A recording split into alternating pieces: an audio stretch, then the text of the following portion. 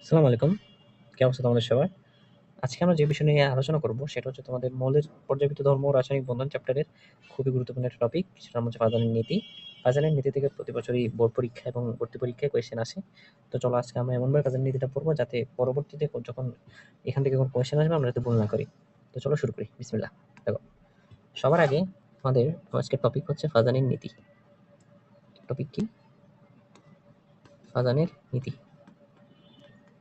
এখন ফাজানের নীতি পড়ার আগে আমাদের সবার আগে যে বিষয়টি নিয়ে জানতে হবে সেটা হচ্ছে পোলারায়ন। কি? পোলারায়ন। এবং পোলারায়ন জিনিসটা কি? পোলারায়ন হচ্ছে, সিম্পলি মনে রাখবা, পোলারায়ন মানে অ্যানায়নের বিকৃতি। পোলারায়ন মানে কি? অ্যানায়নের বিকৃতি। কে করবে? ক্যাটায়ন করবে। ক্যাটায়ন দ্বারা, অর্থাৎ ক্যাটায়ন দ্বারা অ্যানায়নের বিকৃতিকে পোলারায়ন বলা হয়। কিভাবে করে? ক্যাটায়নের, যখন একটা অ্যানায়ন আর ক্যাটায়ন যখন কাছাকাছি আসে তখন মনে করো এটা একটা অ্যানায়ন, এটা হচ্ছে ক্যাটায়ন। কাছাকাছি যখন আসবে তখন ক্যাটায়নের যে নিউক্লিয়াস ওইটা অ্যানায়নের যে ইলেকট্রন মেঘ এটাকে আকর্ষণ করবে। আকর্ষণ করে অ্যানায়নের আকারটা চেঞ্জ করে দিবে, আকারটা চেঞ্জ করে ফেলবে। এটাকে বলা হয় তোমার পোলারায়ন। আকর্ষণ করে আকারটাকে চেঞ্জ করে দিতেছে, এটাকে বলা হইতেছে কি? পোলারায়ন। অর্থাৎ পোলারায়ন জিনিসটা কি? ক্যাটায়ন কর্তৃক অ্যানায়নের বিকৃতিকে বলা হয় পোলারায়ন। ক্যাটায়নের যে নিউক্লিয়াস ওটা অ্যানায়নের ইলেকট্রন মেঘকে নিজের দিকে আকর্ষণ করে বিকৃত করে দেয়, যার কারণে এই প্রক্রিয়াটার নাম হচ্ছে পোলারায়ন। এখন আমরা কয়েকটা বেসিক জিনিস জানবো। সেটা হচ্ছে আমরা সমযোজী আর আইনের যোগের কয়েকটা পার্থক্য পড়বো, কারণ এটা আমাদের ফাজারের নীতির সাথে জড়িত। একটা হচ্ছে সমযোজী, একটা হচ্ছে আয়নিক। আমরা মনে রাখবো সমযোজী যোগের সবকিছু কম।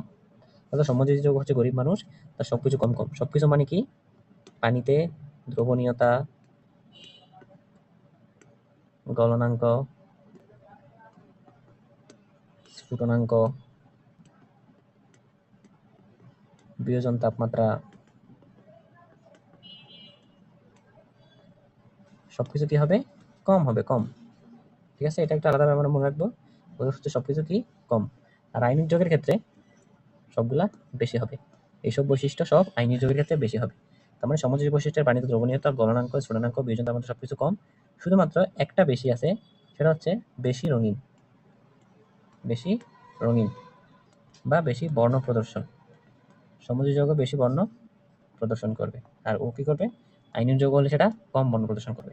তো এই বেসিকটুকু আমরা পড়ে ফেললাম। এরপরে আমরা মেইন পড়ায় যাই।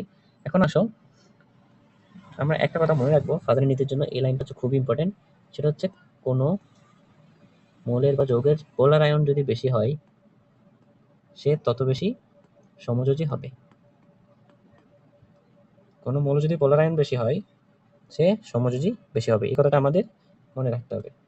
এখন কেউ যদি পোলার আয়ন বেশি আছে, সমযোজী বেশি হবে, মানে তার গলনাঙ্ক, স্ফুটনাঙ্ক সহ যত বৈশিষ্ট্য আছে সবকিছু কম হবে। তো এখন আমরা কিভাবে বুঝবো যে কার পোলার আয়ন বেশি, কার পোলার আয়ন কম? এটা পড়লে আমাদের ফাদার নীতি শেষ।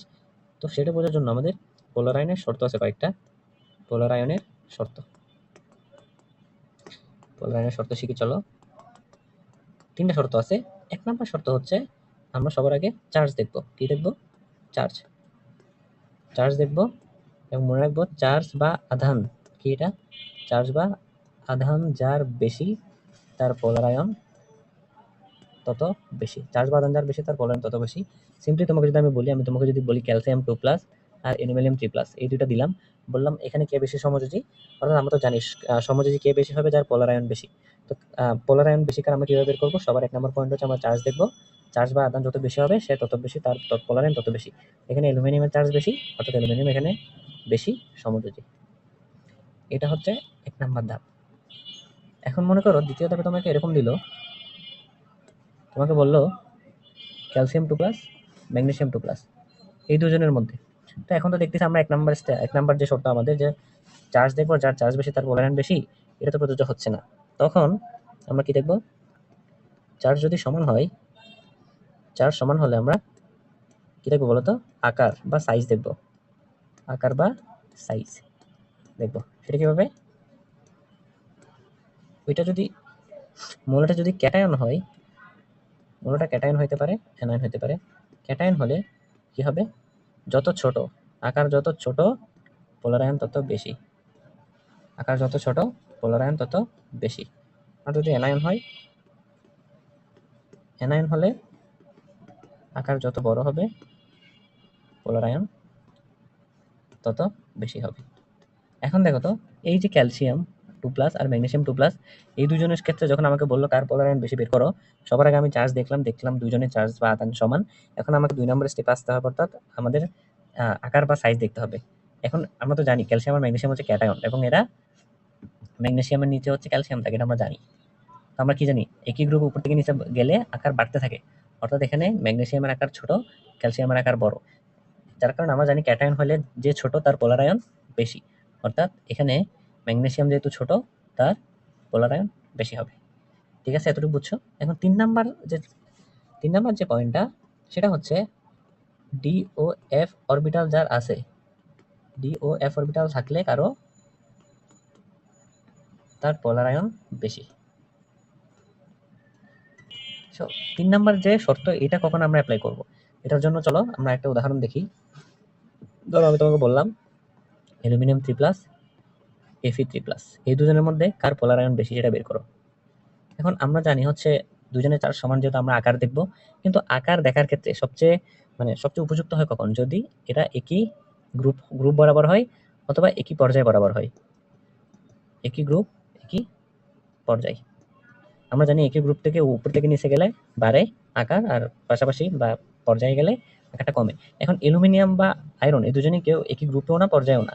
এইসব ক্ষেত্রে আমরা দেখব তোমার ডি ও এফ অরবিটাল কার আছে। এখানে ইজিলি বোঝা যাইতেছে আয়রনের ইলেকট্রন এমনিতে হচ্ছে 26, এখানে 3টা নাই মানে 23 হবে।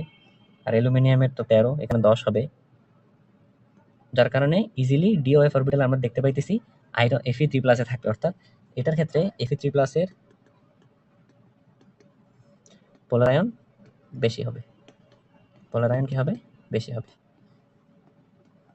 তো এই 3টা স্টেপ মনে রাখলে আমরা খুব ইজিলি ফাজার নীতি দিয়ে কার পোলারায়ন বেশি, কার গলনাঙ্ক স্ফুটনাঙ্ক এগুলো বেশি বের করতে পারবো।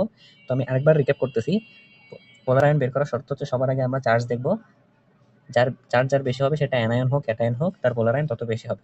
2 নম্বর পয়েন্ট হচ্ছে চার্জ যদি সমান হয় আমরা কি দেখবো, আকার বা সাইজ দেখবো। সেটার ক্ষেত্রে ক্যাটায়ন হলে আকার যত ছোট পোলারায়ন তত বেশি, আর অ্যানায়ন যদি হয় আকার যত বড় পোলারায়ন তত বেশি। আর যদি যাদের আমাকে তুলনা করতে বলছে ওরা যদি একই গ্রুপ বা পর্যায়ে না পড়ে, আমরা 3 নম্বর শর্তে চলে যাবো, সেটা হচ্ছে ডি ও এফ অরবিটাল যাদের থাকবে তার পোলারায়ন বেশি। এখন আমি তোমাকে কয়েকটা করতে দেই, দেখো তুমি আমাকে বলো অ্যালুমিনিয়াম 2+, অ্যালুমিনিয়াম 3+ ও Fe2+, এই দুইজনের মধ্যে কে বেশি সমযোজী। তো আমাদের প্রথম শর্তে কে ছিল, চার্জ দেখবো। তো চার্জে অ্যালুমিনিয়ামের সবচেয়ে বেশি। Fe আছে 2+ আকারে, Fe2+ আকারে থাকতে পারে, 3+ আকারে থাকতে পারে। এখানে 2+ আকারে দিছে, যার কারণে আমরা ইজিলি বুঝতেছি এখানে প্রথম শর্তে প্রযোজ্য হয়ে যাইতেছে অ্যালুমিনিয়াম 3+ বেশি সমযোজী।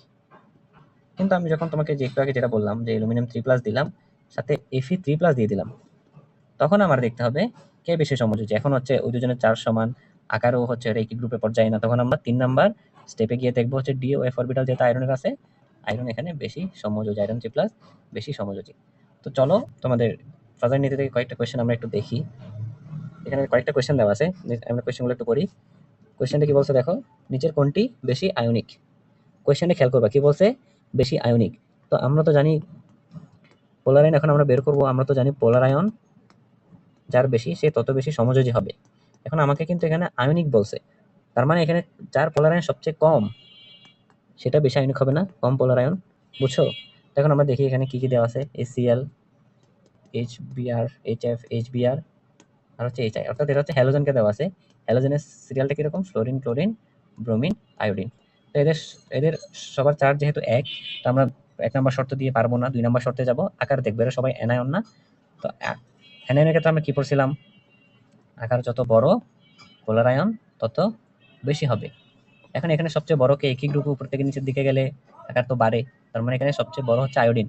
তার মানে এখানে হাইড্রোজেন আয়োডাইডের সবচেয়ে বেশি পোলারায়ন, এবং এবং সবচেয়ে কম পোলারায়ন হচ্ছে হাইড্রোজেন ফ্লোরাইডের। তো এখানে আমাকে কোয়েশ্চেনটা ভালো করে পড়ো, নিচের কোনটি বেশি আয়নিক চাইছে, অর্থাৎ কার পোলারায়ন কম। অ্যান্সার হবে হাইড্রোজেন ফ্লোরাইড। বুঝছো?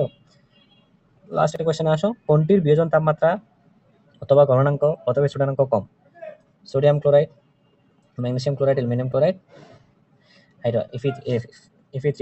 এখন দেখো FeCl3, এখন দেখো যেগুলো কমন আছে আমাদের এগুলো আমরা বাদ দিয়ে দিব, অর্থাৎ এখানে NaCl এ সোডিয়াম আছে প্লাস হিসেবে, ম্যাগনেসিয়াম 2+, অ্যালুমিনিয়াম 3+ আকারে আছে, আর Fe তো 3+, 2+ দুইটা হতে পারে, এখানে দেখাই যাইতেছে 3+ আকারে আছে।